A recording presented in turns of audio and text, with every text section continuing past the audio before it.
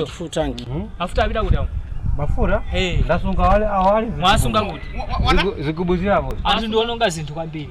Ntchito simunaidziwe mwaba kugula magalimoto ayini yake pa. Chifukwa chake eti mumanyamuka kumapitawo kumakasegwa magaja anu kumaononga galimoto za anthu. Mwaonatu. Mwaononga galimoto. Gawo sinanongera. Mwaononga galimoto mwachosa mafuta no cut. Mafuta ndasunga ali nzikubwa lapo. Musunga bwanji mafuta ali galimoto. Na sisi mwana kali anauza full tank. Nena ni mantha pa indi phwanya.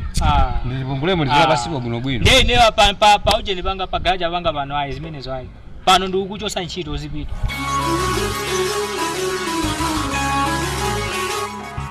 Tiara wakamba. Kuye tiara tu. Tiara. Tiara bila sokuti. Wamtaka. Ramwene mkuona ramwene mkuona. Tiara lilikuti. Tiara lilikuti. Nani ndura mama sura tiara. Lilikuti. Majino pangana. Tiara lo ndinalima sura kuti ndachani. Iyi bwezesa kuti ana zisowesa ana manisokosa. Tiara lo Ndeni ndiane Wakamba yemwe. Kaire. Amwene kwa nini lumagreza yani. Tiara liliko suti palibepo tiara. Hapo wakamba ine mtu wangu suluhishe banayi. Chamene ningakambe mamvera bamdara. Chamene ningakambe. Hapa ino wakamba nizaenda chape kwa akapokora. Polisi. Akapokanda. Polisi. Ndubaka ngate. Iwe